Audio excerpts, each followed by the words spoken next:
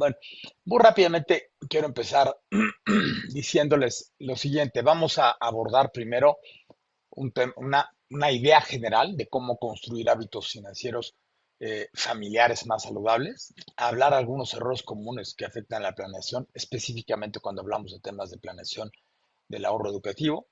Es también hablar acerca de algunas estrategias para organizar y priorizar las finanzas familiares y cómo construir un plan financiero que esté pensado específicamente y, digamos, hecho a la medida del futuro de tu hijo o de tu hija, que hoy es pequeño y que seguramente enfrentará los retos de la educación superior y luego del mercado laboral en el futuro. Y por último, hacer una recapitulación de los instrumentos especializados para ahorrar e invertir en la educación de tu hijo, obviamente con un énfasis particular en el vehículo de Mexicana de Becas, que como verán más adelante reúne condiciones muy favorables para este propósito. Primero, déjenme decirles que a nivel general, cuando hablamos de hábitos financieros saludables, son un conjunto de cosas las que se requieren hacer.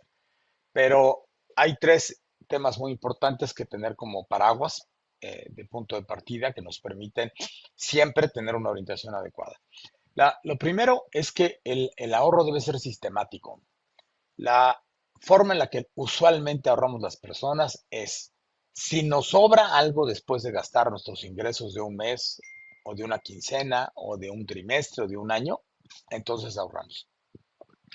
Y el ahorro debe ser una visión sistemática de generación de un específico conjunto de recursos con el propósito de atender demandas futuras. En términos estrictamente técnicos, el ahorro es una postergación del consumo presente. ¿Qué quiere decir? Que no gasto hoy y ese dinero lo estoy reservando para consumo futuro. Ese consumo futuro puede ser de mucha naturaleza, pero en este caso estaremos hablando particularmente del tema de la previsión educativa para el futuro. Entonces, el tema del ahorro sistemático es un tema puntual. ¿Por qué es tan importante mencionarlo? Porque no es un tema que se nos dé naturalmente a las personas. Y déjenme aquí hago un breve paréntesis. Como comentó Brenda, yo soy especialista en temas relacionados con economía del comportamiento, economía conductual. Existen ramas científicas relacionadas con comportamiento, como la neuroeconomía y ciencias del comportamiento que estudian cómo actuamos las personas. Y voy a súper sobresimplificar, pero hay un premio Nobel de Economía que se llamaba Daniel Kahneman, fallecido hace poco, que decía que las personas utilizamos en general dos sistemas de pensamiento, un sistema rápido y un sistema lento. El rápido es el intuitivo, es el que reconoce muchos de los impulsos que como seres humanos tenemos y que nos lleva a actuar de manera muy acelerada, ¿no? Típicamente está asociada con factores que identificamos como lo que se conoce como recompensas de corto plazo. Es lo que provoca que yo vea una barata y sienta el impulso de ir a comprar algo. Del otro lado está el sistema 2. El sistema 2 es todo el conocimiento, la experiencia, el razonamiento, el procesamiento de información que nos ayuda a analizar la información y a tomar mejores decisiones. ¿Qué es lo que encontró Kahneman en sus investigaciones y muchos otros economistas después? Que el hecho de que la parte de recompensa a corto plazo, de impulso, esté en la parte más primitiva de nuestro cerebro, donde están básicamente los impulsos que nos han hecho preservarnos y florecer como una especie, eh, es la más fuerte. Y entonces frecuentemente las personas tomamos decisiones, aun cuando las racionalizamos, acabamos tomando una decisión de corto plazo. Entonces, no es algo que se nos dé naturalmente. Obviamente, a partir de prácticas, de esfuerzo, de información, podemos ir construyendo mejores hábitos financieros. Un segundo aspecto muy importante es algo que se decía, le atribuye a Einstein, que no es cierto, pero que decía que la séptima maravilla del mundo era el interés compuesto. ¿Qué quiere decir esto? Usualmente pensamos en el ahorro, pero no pensamos en los mecanismos de ahorro que nos permiten ir generando un crecimiento del patrimonio en el futuro. Y esto es particularmente importante porque nos pone en la perspectiva de lo importante que es empezar a ahorrar pronto, ser sistemático en el ahorro y dejar que el tiempo juegue a nuestro favor. ¿Y esto a qué se traduce? Si una persona ahorra 100 pesos y los mete en un instrumento, voy a simplificar porque es un rendimiento muy alto, que le diera 10% de rendimiento anual, el segundo año tiene 110 pesos. Y entonces el segundo año el rendimiento que tendría, siendo el mismo porcentaje, ya sería de 11 pesos. Y esos 11 pesos se suman a los 100 que tenía, a los 110 que ya tenía, y entonces estamos hablando de 121 pesos, que a su vez vuelven a tener el interés de 12.1 pesos y se van sumando. Entonces, cuando hablamos de interés compuesto, hablamos de que cuando estamos invertidos en productos que nos generen un rendimiento adecuado, que nos van construyendo este valor a lo largo del tiempo de manera muy planeada, entonces el ahorro, en lugar de ir creciendo como una línea, va creciendo como una curva exponencial, se va acelerando. Y esto hay muchísimos ejemplos que nos muestran cómo si empezamos 5 años antes a ahorrar en un tema específico, el resultado final es diametralmente diferente, precisamente porque el tiempo y el interés compuesto jugaron a favor de nuestro ahorro. Otro aspecto importante es esta idea de que tenemos que tener un blindaje patrimonial. Las familias de México y del mundo, y en México en los últimos décadas que hemos enfrentado distintos tipos de retos económicos, necesitamos blindar nuestro patrimonio. Cuando hablamos de blindar nuestro patrimonio, hablamos de muchas cosas. Hablamos de ejercer cualquier mecanismo de protección que haga que lo que con tanto esfuerzo hemos construido se preserve en el tiempo. Y esto implica tanto decidir en dónde invierto, eh, haciendo un paréntesis, es muy frecuente que desafortunadamente las familias caigan en engaños relacionados con empresas que ofrecen rendimientos exorbitantes de corto plazo. Dice un dicho en Estados Unidos, si algo es demasiado bueno para ser cierto, probablemente no sea cierto. Y ese es un poco el principio. Es muy frecuente que empresas del pasado, una muy famosa de algunos años, que algunos recordarán, que se llama Sicrea, te ofrecían teóricamente rendimientos muy, muy elevados. Hay cajas de ahorro en algunos estados del país o ciudades que frecuentemente surgen, ofrecen retornos y rendimientos muy elevados, pero lo veremos un poco más adelante, el rendimiento es una función, entre otras cosas, del riesgo. Si yo tengo un rendimiento muy alto, típicamente es porque estoy invertido en un instrumento que tiene mucho riesgo, lo cual hace que sea incierto este resultado favorable. Entonces, parte de este blindaje patrimonial implica que seamos capaces de seleccionar cuáles son los mejores instrumentos para crear y construir nuestro patrimonio y para preservarlo. Y en muchos casos no es necesariamente saber cuál es el mejor, pero sí saber cuáles son las señales de alerta, o como dicen mis alumnos y alumnas hoy, las red flags, que nos permiten entender que hay algo en lo que no está bien construido, algo que nos manda una alerta, y ahí debemos ser sumamente cuidadosos para llevar a cabo alguna decisión de inversión. Entonces, este concepto del blindaje patrimonial otra vez se traduce a decir, si hemos construido algo con tanto esfuerzo, pues es muy importante que se creen mecanismos que permitan soportar y cuidar y preservar en el tiempo este blindaje patrimonial. Y esto tiene que ver con algo que mencionaremos más adelante, que es el concepto de inflación. Si no entendemos el concepto de inflación, es muy difícil que podamos seleccionar adecuadamente los instrumentos donde vamos a preservar nuestro patrimonio para el futuro. Eh, Hay una serie digamos, de elementos que son consustanciales a la planeación familiar, ¿no? Eh, una de las primeras tiene que ver con la capacidad de tener un presupuesto familiar.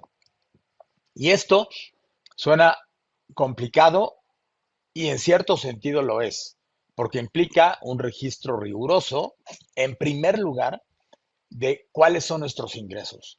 Es frecuente que las personas dependamos de un sueldo, pero en el hogar probablemente haya ambos padres que trabajan y la madre que trabajen, que tienen ingresos combinados. En algunos casos pueden tener, por ejemplo, muchas personas que se dedican a las ventas, ingresos variables en el tiempo, dependiendo del volumen de ventas que tuvieron, o pueden tener ingresos por intereses de algunas inversiones.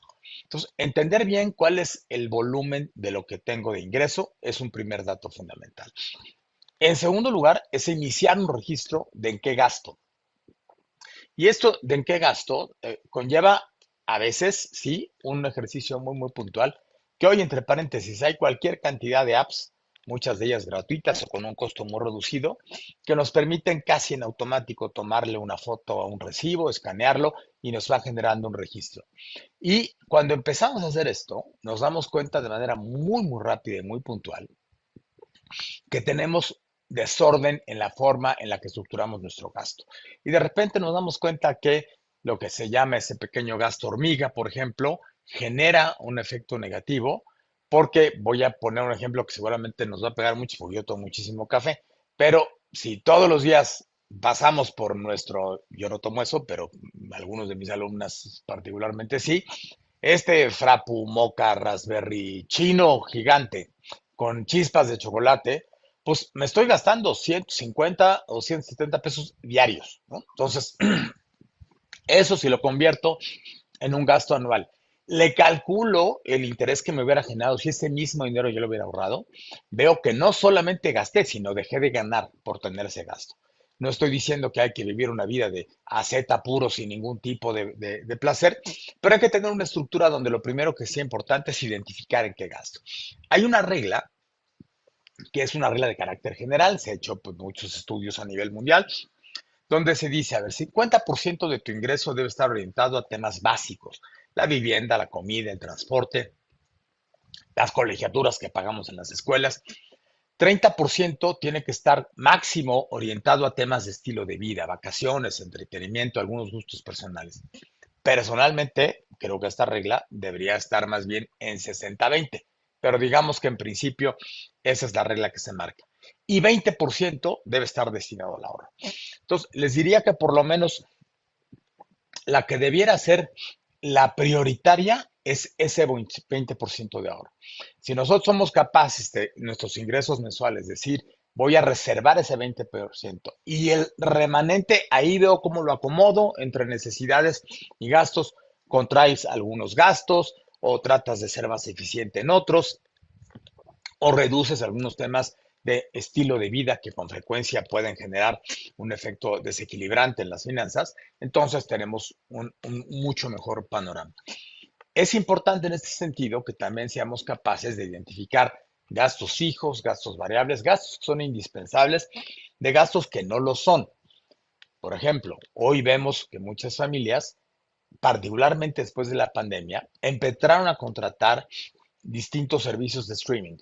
Y hoy tienen 3, 4, 5 plataformas de streaming, todas con teóricamente cantidades relativamente modestas que se pagan mensualmente. Pero si sumamos todo, estamos hablando probablemente de más de 1,000 o 1,500 pesos en muchos casos de pago de suscripciones de esta naturaleza, cuando hay posibilidades de mezclar o buscar aquellas que sean las más adecuadas, que ofrezcan una alternativa de entretenimiento más acorde con el perfil de mi familia, con el perfil de mis hijos, las edades de mis hijos, porque evidentemente se requiere este esparcimiento, pero cuidar ese tipo de estructura de gastos, cuidar lo que es indispensable y lo que no, y dentro de lo que no es indispensable y variable, ver de qué manera puedo eficientar ese gasto, también se puede hacer de manera muy significativa. Entonces, les decía, este punto de partida es 20% lo tengo que ahorrar. ¿Cuesta mucho trabajo? Claro que cuesta mucho trabajo en un entorno como el que vivimos en México, donde desafortunadamente apenas empieza a haber una relativa recuperación de los salarios reales de la economía, pero en general los salarios en el país son bajos. En general la mayoría de las personas tienen un salario bajo y esto, hago el puente de una vez para lo que veremos más adelante.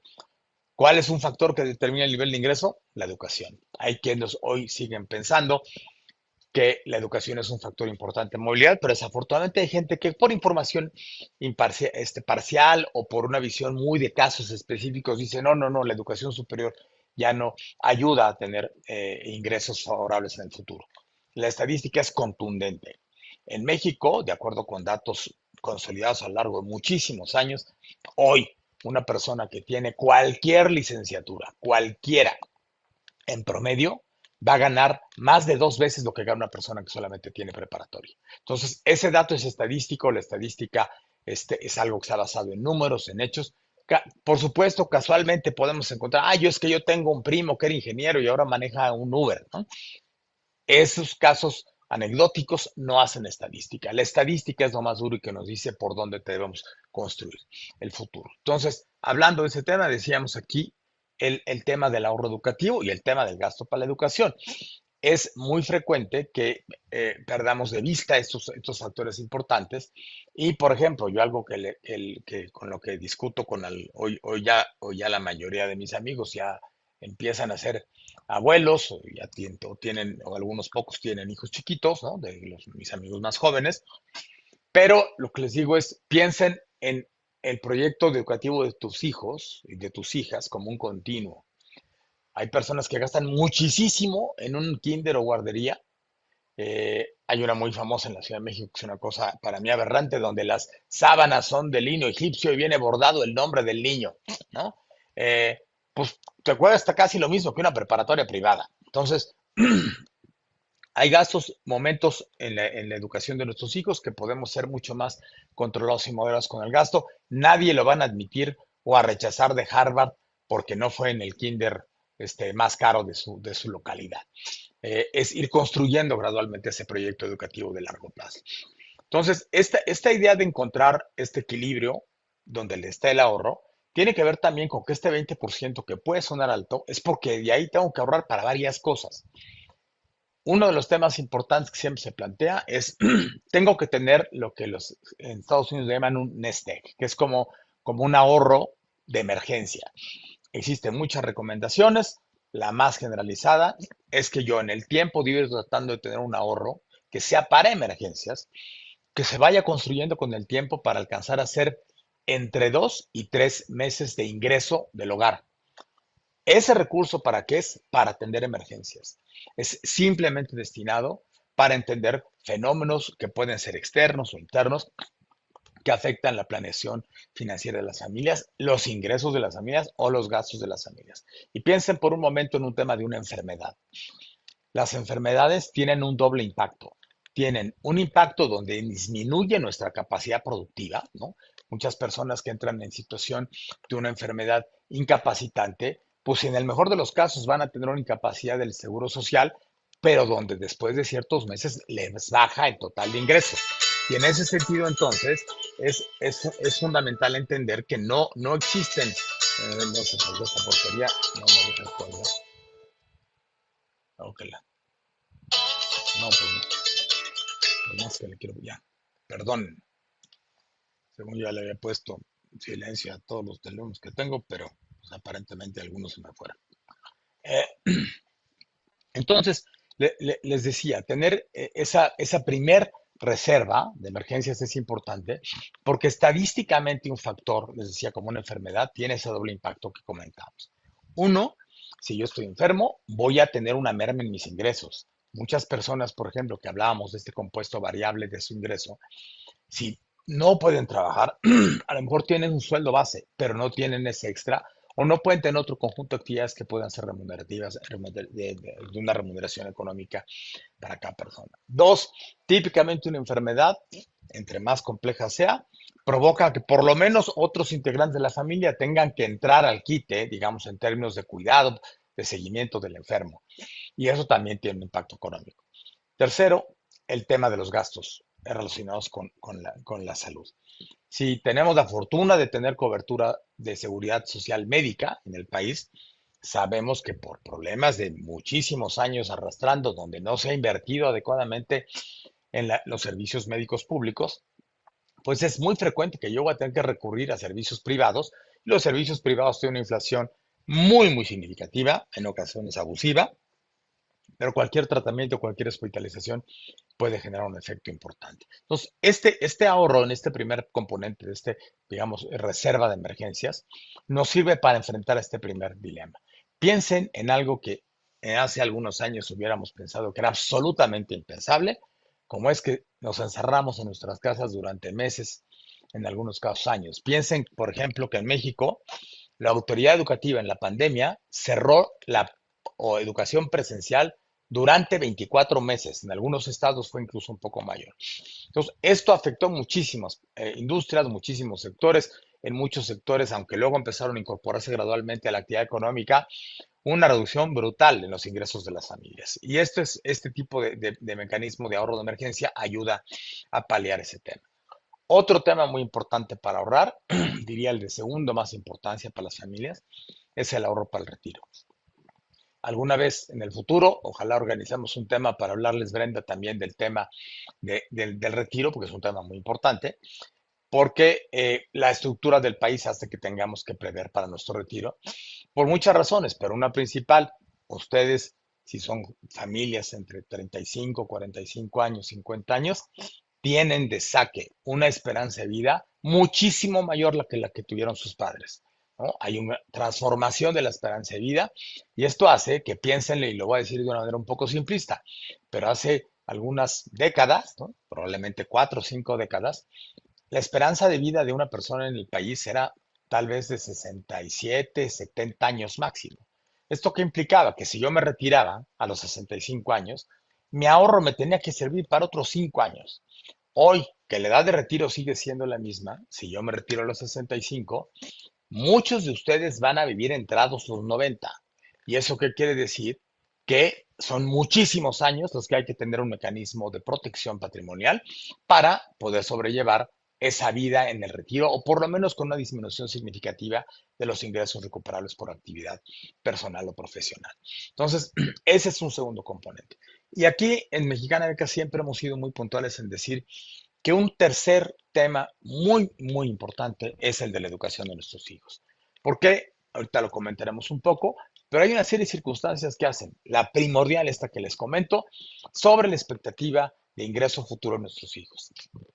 Hoy, de repente, yo tengo ahí mis discusiones con sobrinos pequeños o con hijos de familia, de amigos también pequeños. Muchos de ellos muy equivocadamente juran que pueden ser influencers todos y ganar muchísimo dinero o que van a tener su canal de YouTube. Por cada uno que hay de los muy exitosos, debe haber cientos de miles que intentaron y que no les funcionó. Entonces, la educación es un pilar fundamental para construir mejores ingresos en el futuro, una mejor esperanza de calidad de vida y en ese sentido, entonces, para las familias, que una parte de este ahorro se vaya a planear la educación. ¿Para qué? Para que en el caso de contingencias en el futuro, cuando nuestros hijos estén entrando a la universidad, yo tenga una base sólida para que los niños estudien, entendiendo algunos fenómenos que vamos a comentar más adelante. Entonces, entender cómo priorizo los gastos, cómo priorizo temas importantes como la educación, como el retiro, como el fondo de emergencia, es un tema fundamental.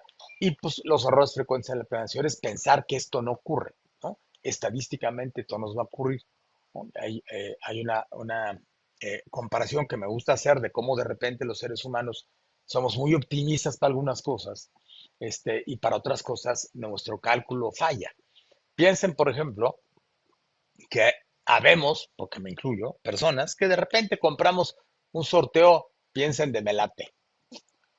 La probabilidad que le ganes al Melate, que le pegues a los números del Melate, es de aproximadamente 1 en 3.5 millones de oportunidades. Así de remoto es esto. Algún día hice el cálculo porque mi hija se burla de que yo hago cálculos de todo.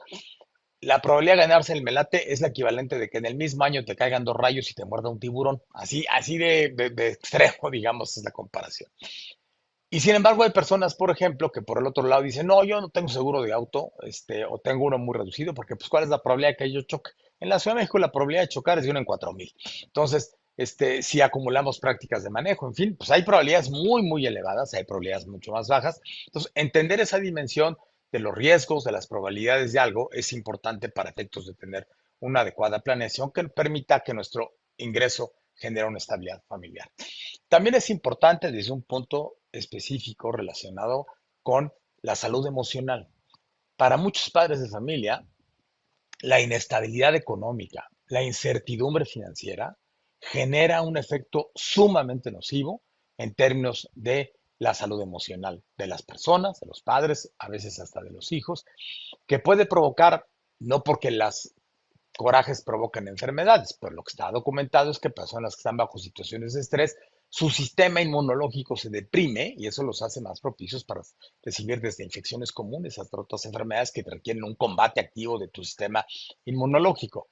Entonces, entender esa paz muchas veces pasa por tener, si no una absoluta certeza, sí la idea de que tengo un cierto escudo que a nivel patrimonial de corto, mediano plazo y largo plazo me está defendiendo en el hogar para ir construyendo una vida financiera más viable para mi familia.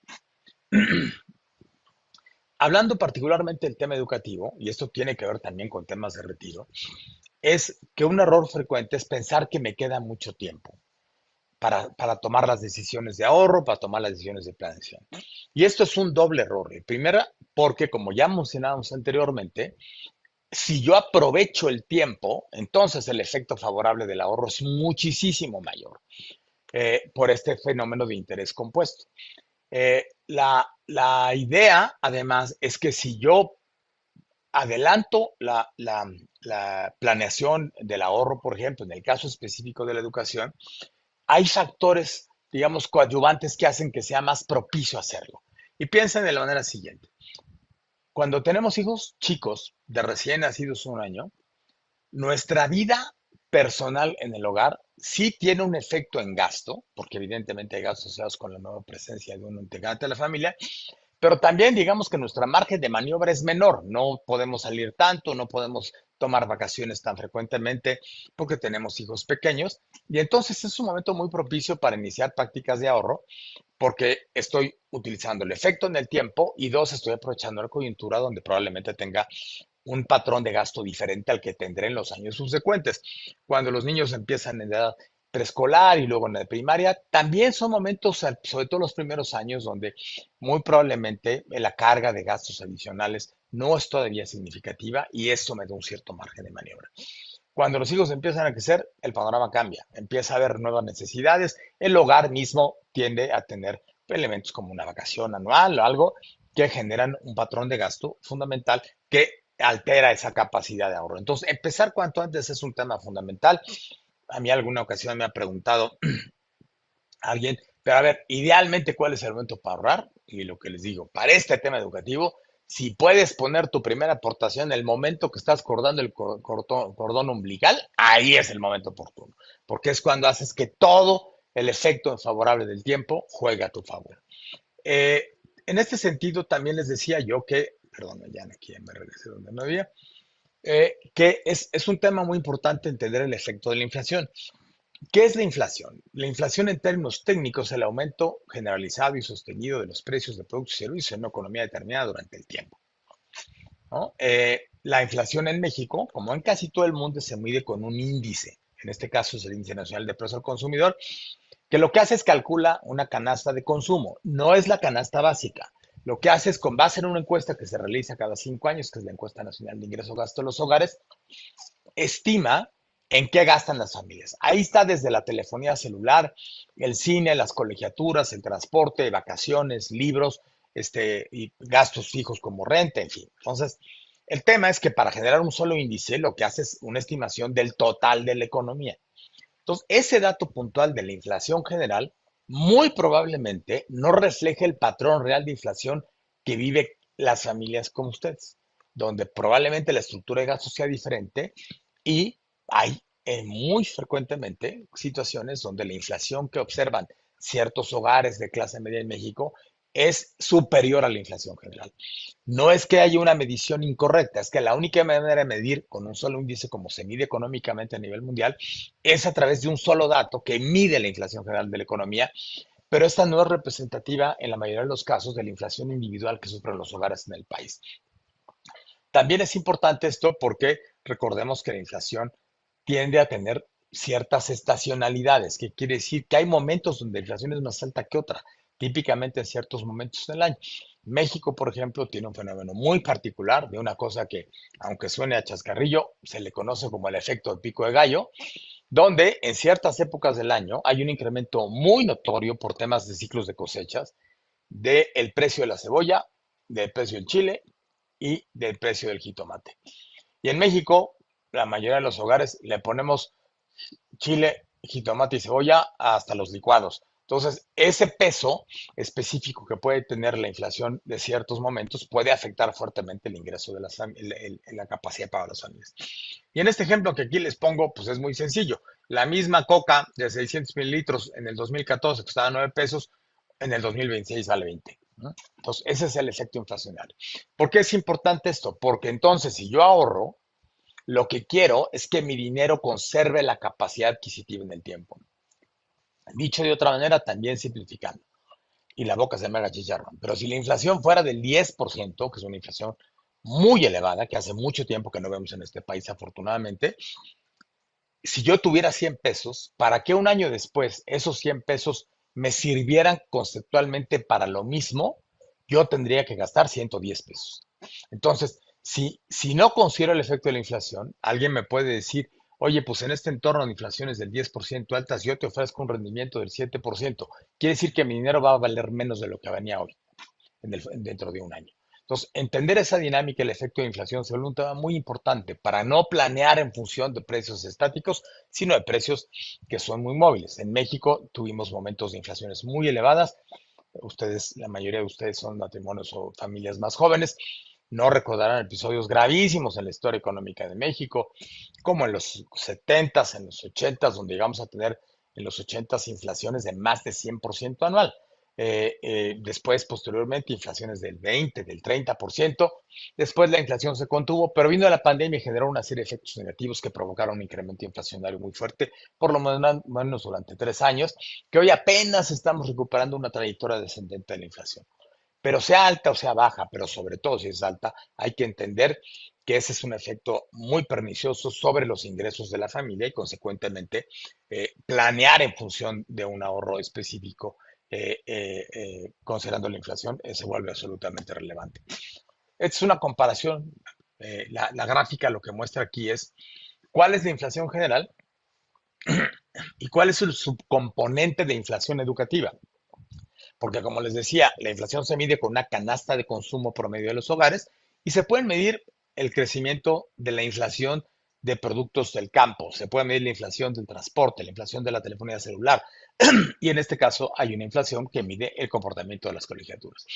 ¿Y qué es lo observamos? Si se fijan ustedes, primero hasta más o menos 2019 y luego nuevamente a partir del 2022, lo que vemos es que el crecimiento de las colegiaturas en promedio es superior a la inflación general. Entonces, esto lo vuelve un tema más complejo, porque si yo me estoy protegiendo contra la inflación general en términos patrimoniales y la educación está creciendo más arriba de eso, se vuelve fundamental que yo sea capaz de crear o buscar mecanismos que con certeza, con certidumbre, sin riesgos excesivos, me permitan protegerme con este extra componente de la inflación educativa, pensando en la inflación educativa de nuestros hijos. Un tema importante a destacar en ese sentido es por qué pensar en esta necesidad de proteger el ahorro, la educación de nuestros hijos mediante un ahorro específico. Primero déjenme decirles, y es un tema que ahorita ha estado muy en discusión por todos los escándalos que hubo, que ahorita les platico un poco de eso, pero les voy a dar un dato muy puntual. En los últimos años, con excepción de este que se va a corregir porque no hubo claramente distorsiones, pero digamos hasta el ciclo 24-25, la UNAM rechazaba, y lo va a seguir haciendo, alrededor del 90% de las personas que aplican el examen de admisión. La UNAM es la universidad pública más grande del país, la más prestigiada, la que aparece en los rankings internacionales. Entrar a la UNAM, particularmente en ciertas carreras, es extraordinariamente complejo. No tanto porque nuestros hijos no alcancen un promedio aprobatorio, es porque el número de espacios es tan limitado que lo reservan para las personas que tuvieron muy pocas fallas o un elevado porcentaje de aciertos. Carreras como medicina, aquí hablamos de que el promedio es de 10% que aceptan.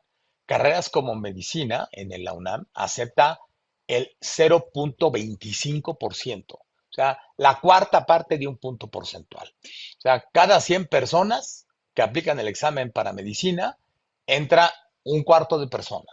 Ese es el tamaño del reto. Otras carreras como arquitectura aceptan el 3.5%.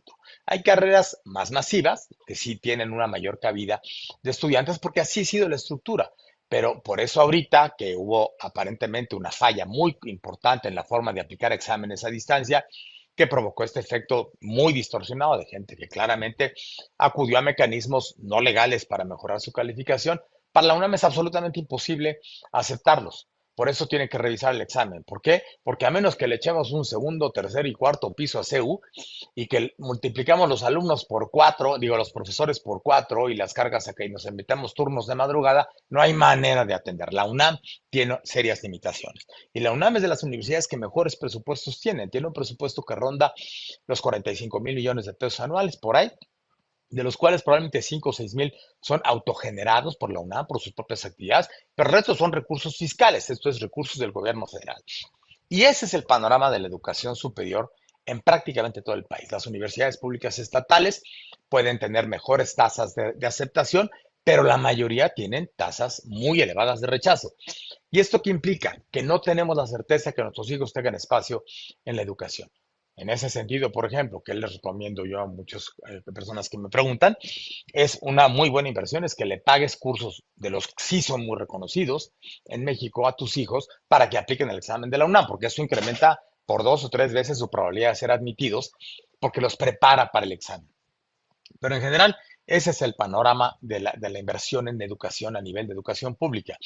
A nivel estadístico, en los últimos 10 años, el gasto en educación del gobierno en el país ha pasado de representar 4.1, 4.2% del Producto Interno Bruto, hoy es alrededor del 3.1, 3.2% del Producto Interno Bruto.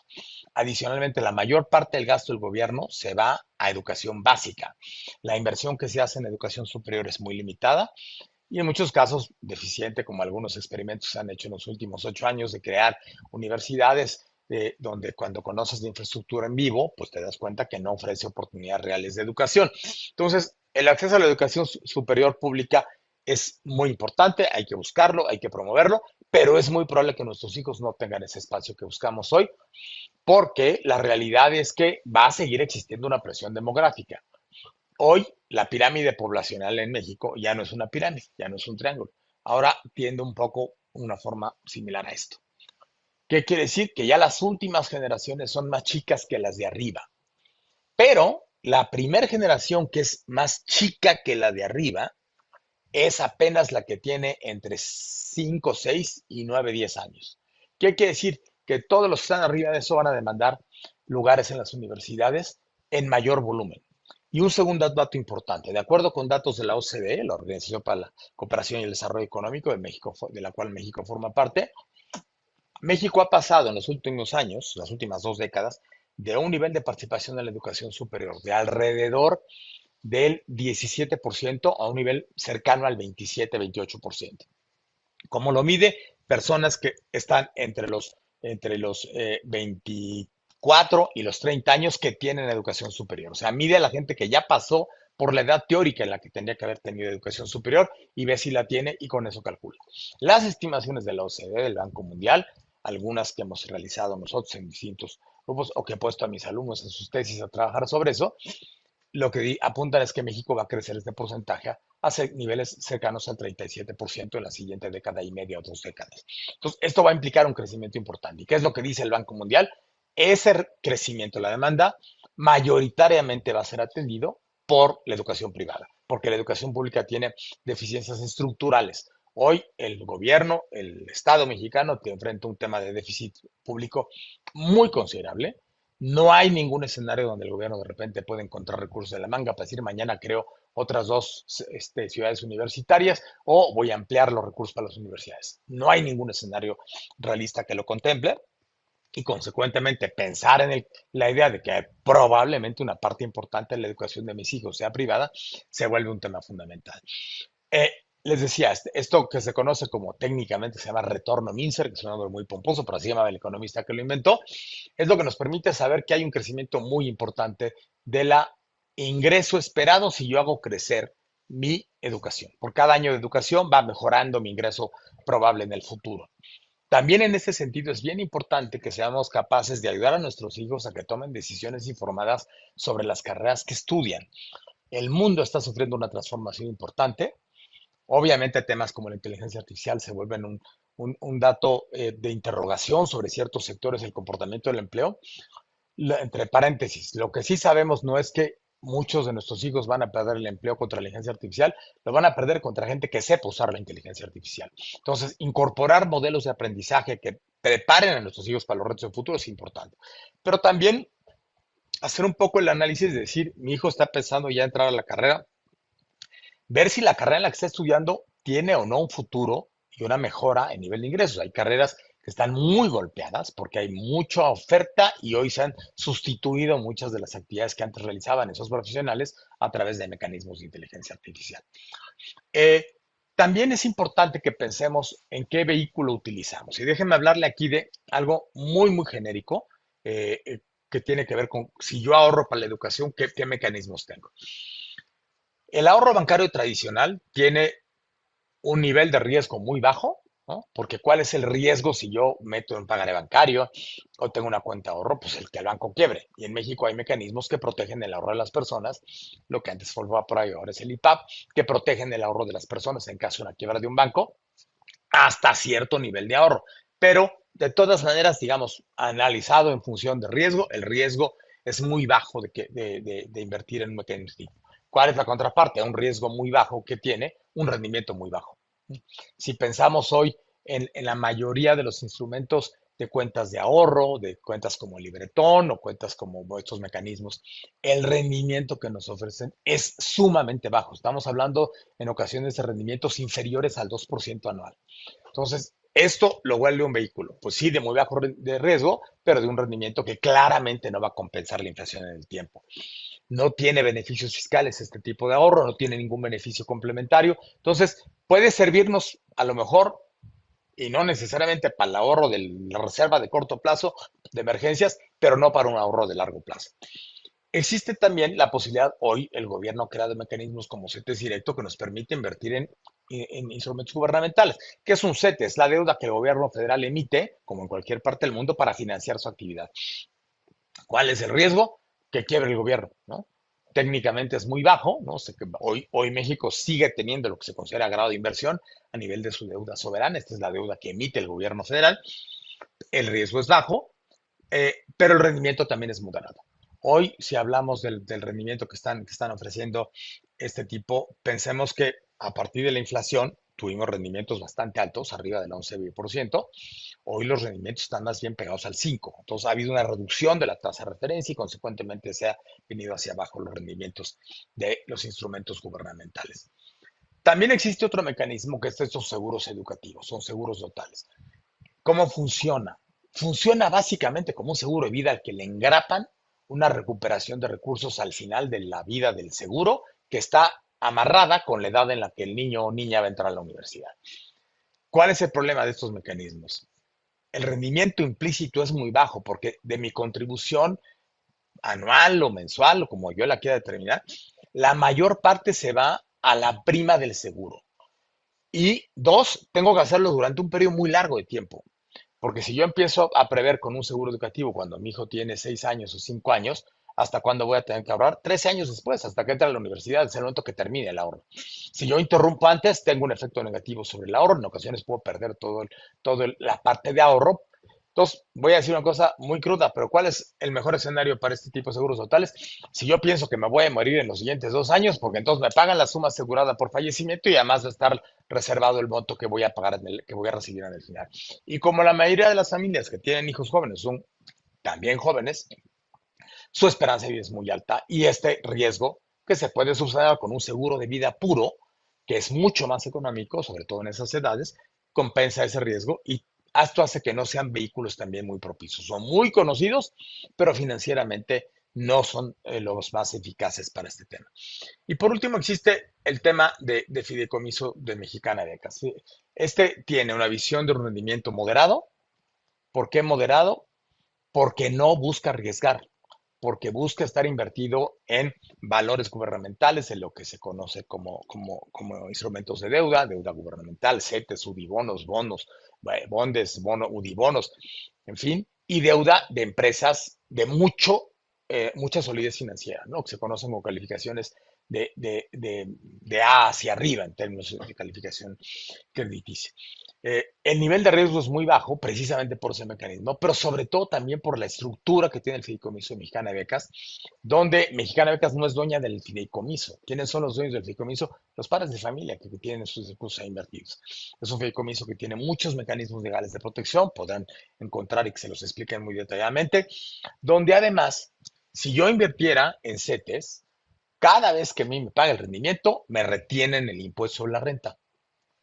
Cuando yo invierto en Fideicomiso Mexicana de Becas, está exento del impuesto de la renta. Es un artículo muy específico que dice que los rendimientos obtenidos por fideicomisos orientados a la educación hasta nivel de educación de licenciatura no generan un efecto impuesto de la renta. Y si pensamos en los distintos momentos donde el impuesto de la renta va variando, pero pues es un pellizco a tu ahorro. En este caso, no existe este pellizco y eso aumenta la capacidad de generación de valor en el futuro.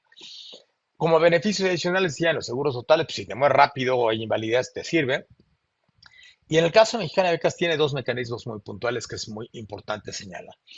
El primero, si yo diseño un plan con Mexicana de Becas y planeo que voy a aportar durante 5 años, porque es más o menos es la estructura que se tiene para ahorrar para la universidad, y en algún momento de ese arranque o de esa vida de aportación, que estamos hablando de esos 5 o sea, estaba hablando de esos 60 meses de contribución si estoy haciendo un plan mensual. Si la familia aporta una mensualidad y cualquiera de los dos suscriptores, típicamente es el papá y la mamá, en ocasiones es la mamá y una hermana o el papá y el abuelo, si cualquiera de los dos fallece, que queden bajo la cobertura de ese seguro por rangos de edad, todas las aportaciones remanentes del plan quedan cubiertas por el seguro. ¿Qué implica esto? Por simplificarlo, es contar con una protección que protege mi intención de ahorro a futuro. No hay ningún vehículo que proteja el ahorro futuro como este. Es, lo que se hizo fue copiar el modelo de los seguros que protegen, por ejemplo, un crédito hipotecario, un crédito automotriz, pero aquí se amarró con el recurso remanente que la familia pensaba ahorrar en el tiempo y eso genera un efecto muy, muy favorable. Entonces, un poco para cerrar y abrir espacio para preguntas es, mientras más rápido empieces es mejor, el tiempo es tu mejor aliado siempre para estos temas. Priorizar la educación es fundamental sin comprometer la estabilidad familiar. Hoy hay universidades muy caras en el país. Nuestro, digamos, top de universidades privadas caras cobran colegiaturas entre 40 y 50 mil pesos mensuales, ¿no? Que es un absoluto exceso y que no va a responder a la dinámica del mercado laboral. Entonces, priorizar la educación sin generar desequilibrios a la estabilidad familiar, establecer un ahorro educativo como un gasto fijo mensual, crear un fondo exclusivo para la educación es importante, es compartimentalizar, así como dijimos, este es el fondo de emergencias, este es el ahorro para la educación y no lo toco por nada, porque ese es el que va a dar la certeza futura y invertir sobre todo en instrumentos que sean seguros, que sean efectivos, como es el caso de este fideicomiso de Mexicana de Becas. Este vehículo tiene 34 años de experiencia, más de 60,000 pares de familia que han invertido en este vehículo, más de 3.700 millones de pesos administrados, con expertos en inversión, tanto las personas que los atienden como los manejadores de recursos de atrás, que son manejadores de recursos profesionales que tienen un régimen de inversión del cual no se pueden salir, no pueden inventar que van a invertir en algún mecanismo de mayor rendimiento y riesgo, y además está enfocado específicamente en la educación. Entonces, esta plática lo que busca es hacernos reflexionar sobre los temas de ahorro, pero al mismo tiempo sobre la importancia específica de ahorrar para la educación. Simplemente aquí les dejo una lámina, cómo funciona el plan en universidad. Les decía, ahorras durante 5 años, en el caso de preparatoria ahorras durante 4. Tienes luego una fase que es de acumulación de rendimiento. Yo ya terminé mi aportación. Muchas familias que empiezan jóvenes lo que hacen es que machan un segundo plan y lo pegan. Entonces, en lugar de ahorrar 5, ahorran 10 años y eso genera un efecto sumamente favorable en el tiempo. Y la tercera fase es una fase donde se va entregando la inversión con los rendimientos de una manera ponderada, de forma tal que cada año se recibe una cantidad ligeramente superior al año previo, para ir compensando el efecto de la inflación en el tiempo. Entonces, el beneficio de pago saldado que les comentaba, el periodo de aportación corto, descuentos con universidades, que también se me olvidaba mencionar, que es muy importante. Se tienen convenios con universidades que les permiten obtener un enorme beneficio. Hay desde universidades que dan el 8% de descuento hasta algunas que tenemos que dar el 30 y el 35% de descuento en colegiaturas, incluso universidades internacionales. El hecho que sea un plan que está protegido, que tiene un contrato registrado ante la Profeco, con rendimientos competitivos, con un perfil de riesgo bajo, que permite crear alianzas estratégicas que les dan beneficios a las familias, este beneficio fiscal que es muy significativo y hay una campaña que se hace periódicamente para que un cliente pueda recomendar familias y por cada persona que entra, él recibe un beneficio en su propio plan. Más un mecanismo de orientación vocacional precisamente para atender este tema que comentábamos anteriormente. Entonces, hoy nosotros decimos que Mexicana Beca es la inversión que construye el futuro educativo de tus hijos. Es un tema muy importante, el tema del ahorro es muy importante, no es sencillo, les decía, va contra la naturaleza de las personas en llevar a cabo nuestro ahorro, pero creo que es una forma importante para protegerlos. Y quedo a sus órdenes para preguntas que tengan de parte de la audiencia. Muchas gracias, Brenda. Gracias, maestro Raúl. Muy interesante toda la ponencia que comparte en este webinar y queremos empezar con la sesión de preguntas y respuestas. Voy a dar lectura a algunas. Les recuerdo a todos aquellos que están conectados en esta sesión que pueden hacer sus preguntas a través de nuestro chat y con mucho gusto tendremos a bien compartirlas con el maestro Raúl. La primera de ellas es, ¿cómo una persona debería planear su ahorro para evitar que la inflación reduzca su poder adquisitivo? Es muy difícil estimar anticipadamente la inflación, pero sí hay datos que permiten verlo. Esto es, hoy, con que en cualquier buscador, en cualquier plataforma de inteligencia artificial, le digamos cuál fue la inflación oficial de México de los últimos 12 meses, te va a dar un dato en porcentaje. ¿Qué es lo que debes de buscar? Que en promedio el instrumento que inviertas tenga un número superior a ese porcentaje, ¿no? Que tenga un vehículo, que tenga un rendimiento y un mecanismo que sea seguro.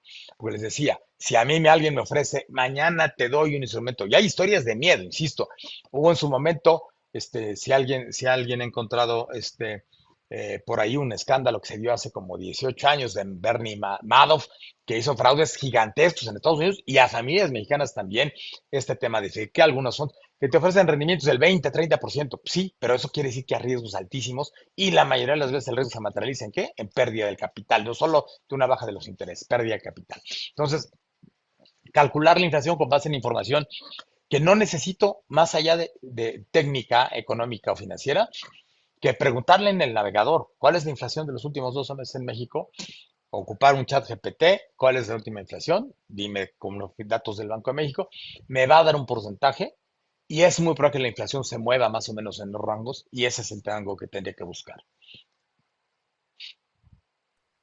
Gracias, maestro. En temas del fideicomiso educativo con Mexicana de Becas, nos preguntan si tengo dos hijos, ¿puedo hacer un solo ahorro o debo ser por cada hijo?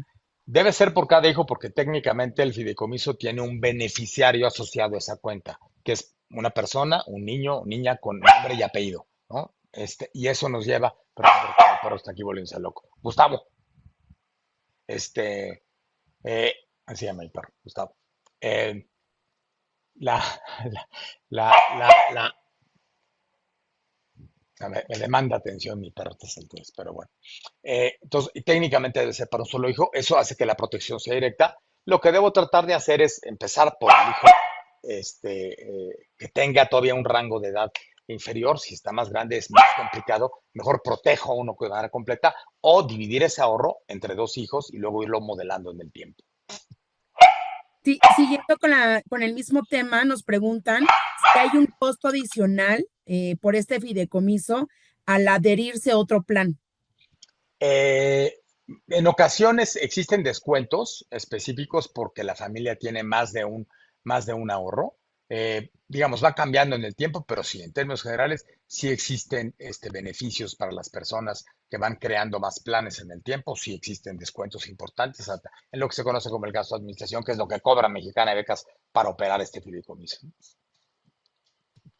Muy bien, nos platican también por acá, si mi hijo debe estudiar forzosamente la universidad privada en caso de que contrate Mexicana de Becas. Esa es una de las mayores bondades que tiene Mexicana de Becas.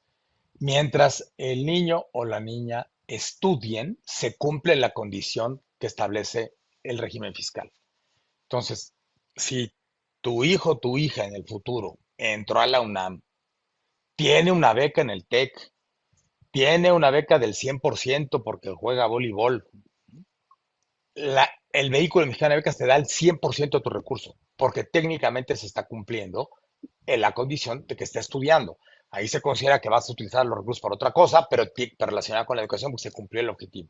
Existe un plan, por ejemplo, que tiene el TEC, que se llama Plan de Inversión Educativa, el PIE, donde compras como créditos anticipados. O sea, estás comprando ahorita lo que en teoría te van a, casi todas las carreras te cobran como por créditos, por número de materias. Lo que estás pagando anticipadamente es al valor presente, cada crédito. ¿Qué pasa en el futuro? Que si tu hijo tiene una beca o entra a la UNAM, pues te van a decir, "Ah, yo te lo recompro, pero te lo recompro con un castigo". Entonces tuve una pérdida económica. Entonces, esa es otra de las ventajas muy importantes del fideicomiso. Explorando un poco de las universidades que tenemos en el extranjero, que también nos gustaría comentar que pueden visitar nuestro sitio web oficial en Mexicana de Becas para poder explorar todas las ofertas académicas en el extranjero. Me gustaría comentarles que se les va a estar compartiendo a través del chat para que puedan ustedes visualizarlo. Aunado a este comentario, nos preguntan, no tienen muy bien la información, pero nos preguntan, los recursos pueden usarse para otra cosa diferente a la universidad, por ejemplo, costos de vivienda en el extranjero. A ver, otra vez, bajo esta premisa, el vehículo mexicano de becas le da el dinero en cash anualmente a la familia. La familia, si ya tiene cubierta la colegiatura y no lo requiere para eso, puede utilizarlo para otras cosas. Entre paréntesis, hay muchas familias en el pool, digamos, del histórico de Mexicana de Becas, que aún siendo, digamos, de familias de clase media, alcanzaron a mandar a sus hijos al extranjero. ¿Por qué? Porque tienen recursos en el futuro por su trabajo y tienen esa reserva que les permite este tema. Y en segundo lugar, pueden de manera muy importante pensar en esto. De repente pensamos, no, la probabilidad de que mi hijo estudie en el extranjero es muy remota. No, hay muchísimas oportunidades de estudio en el extranjero, porque sobre todo en ciertas universidades europeas, por ejemplo, la demanda ha decaído. ¿Por qué? Porque no hay jóvenes, no hay niños naciendo en Europa. Hay países como Australia, ¿no?, que tienen universidades muy, muy prestigiadas. Hay muchas universidades, no lo que se llama la Ivy League en Estados Unidos, la Harvard, Wharton, pero hay universidades estatales muy buenas que con un ahorro sólido pueden empezar a construir y a pensar la posibilidad de conseguir becas, en fin. Hay muchísimos apoyos para estudiar en el extranjero. Hay en el Reino Unido hay una beca que se llama, no me acuerdo cómo se llama, la del Consejo Británico, porque te pagas el boleto de avión, o sea, te paga manutención, la carrera, el boleto de avión. Hay vehículos en México que complementan. Entonces, si yo tengo un ahorro base, lo puedo utilizar para esto. Y como decíamos, no lo tengo que usar para que, o sea, la condición importante es que estudie. No necesariamente lo tengo que estudiar para eso si estudie. Muy bien, maestro. Y con esta última pregunta estamos cerrando nuestro panel y nos preguntan, el beneficio fiscal puede hacer que el SAT me haga una mayor devolución? No, lo único que pasa es que no te retiene. O sea, no, en este caso no te hace deducible tu aportación, pero con el ejemplo que señalaba, si yo hoy recibo mi ingreso, voy a parametrizarlo, de- de- por cada 1,000 pesos, dependiendo mi impuesto de la renta anual puede ser entre el 15 hasta el 35% en los niveles más altos de ingreso, que es mucho. Pero eh, con ese dinero que ya pagó impuestos, yo me volteo y puedo invertir. Y puedo invertir en un te puedo invertir en un vehículo. Si invierto en un vehículo de esta naturaleza, en el momento del rendimiento me van a hacer un descuento. No me van a entregar todo el rendimiento, me van a hacer un pellizco por concepto de impuesto a la renta y mis ingresos que obtuve como rendimientos son acumulables en mi declaración anual. ¿Qué pasa? Eso no pasa con el vehículo mexicano de becas porque tiene esa exención fiscal en los rendimientos que obtiene el fideicomiso a lo largo del tiempo. Bien, maestro, me parece importante mencionar una última y con este ya podemos cerrarnos para una reflexión final y damos por concluida la sesión. Y nos preguntan, perdón, solamente para aclarar, todo lo que se ahorre en el fideicomiso se entrega en una sola exhibición o durante los años en el que los niños estén estudiando. En principio es lo segundo, típicamente se entrega durante 5 años, que es más o menos la duración promedio de las carreras hoy, de muchas carreras universitarias en el país. Este, pero si el niño estudia o la niña estudia una carrera, bueno, que ya pasó un montón, son niños y niñas, que dura 4 años, en el cuarto año se entrega el remanente de la cuenta, pero es más o menos la estructura de la presentación que les mostraba de forma en la que se devuelven los recursos. Y aunado a esta misma pregunta, maestro, si el menor decide no estudiar en este sentido, ¿qué es lo que sucede con este fideicomiso? Primero les hago una precisión. Estadísticamente, y eso es lo que hemos analizado nosotros, la mayoría de los niños que no quieren estudiar es porque consideran que no van a poder acceder a una universidad que les permita su capacidad económica del hogar y consecuentemente ese se vuelve un tema muy importante. Si hay un niño o niña, un hijo, que desde que tiene 5 años le estamos diciendo, oye, toda la familia está haciendo un esfuerzo porque tú vas a estudiar, ese niño, esa niña va a crecer con una visión de estudiar. La mayoría de los niños quieren estudiar, quieren aprender. Dos, los niños a esa edad intuitivamente saben que si tienen una educación superior, tienen un mejor perfil profesional y consecuentemente un mejor ingreso. En caso de que el niño no quiera estudiar, hay dos condiciones. Uno, existen personas jóvenes que, llegado el momento, cuando tienes 18 años, yo cuando llegué a escoger mi carrera, yo estaba bien estúpido, ¿no? O sea, no sabes si quieres estudiar, digo, acabé eligiendo una, que luego me cambié estudiando la maestría y luego estudiando diplomados y ahorita en el doctorado. Pero a lo mejor tu hijo te dice, oye, ¿sabes qué? Aguántame, yo quiero un año, 2 años quiero esperar a saber qué quiero hacer, a lo mejor trabajo mientras. Esa prórroga existe. También existe una alternativa que si ese niño no quiso estudiar, pero tengo otro, le puedo trasladar el beneficio sin costo al segundo niño, lo cual ayuda porque el dinero va a estar invertido más tiempo si el niño es menor. Entonces, tiene todos estos mecanismos. Solo en caso que la familia decida retirar el dinero, como tiene un beneficio fiscal, entonces de ahí tiene un castigo, digamos, no sobre el capital, sino sobre una parte de los intereses que se cobraron en el tiempo, que se obtuvieron en el tiempo. Gracias, maestro. Y bueno, les recordamos que están nuestros sitios oficiales de Mexicana de Becas para que puedan seguir conociendo más de este fideicomiso educativo y también nos podemos enlazar con algún asesor para que pueda darle seguimiento a todas sus dudas y preguntas. En este sentido, maestro, nos gustaría que nos pueda compartir una pequeña reflexión para cerrar este webinar.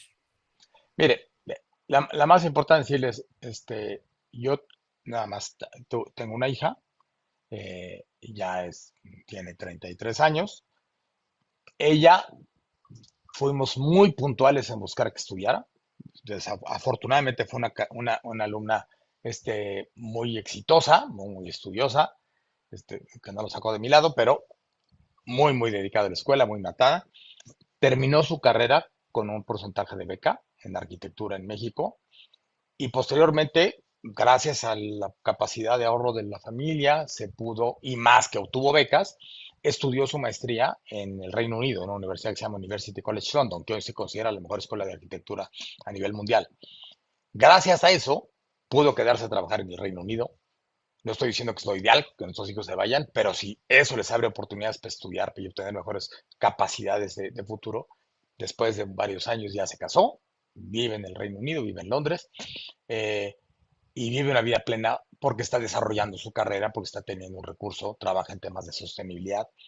Entonces, nuestros hijos, cuando los vemos realizados estudiando algo que los llena, que les permite acceder a un futuro financiero más favorable, es muy importante. Pero piensen en algo que va a sonar un poco crudo.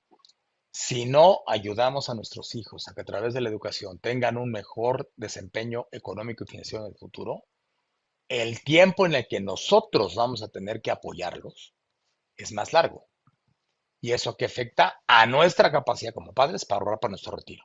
Entonces, tiene un doble efecto, un efecto favorable para nuestros hijos y un efecto que nos permite antes de tiempo empezar a prever muy importantemente también el ahorro para el retiro y de esta manera que la familia actual y la familia futura de nuestros hijos e hijas sean también financieramente estables.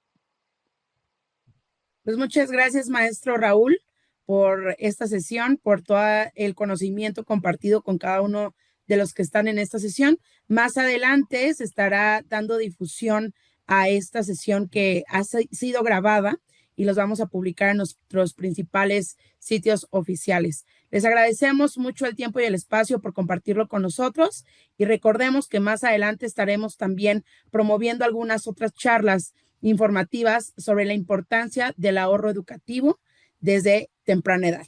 Muchas gracias. Gracias, maestro Raúl. Les enviamos un cordial saludo a todos ustedes. Gracias, Brenda, y gracias a todos por su atención y estoy a sus órdenes. Que tengan buena noche. Igualmente, hasta luego.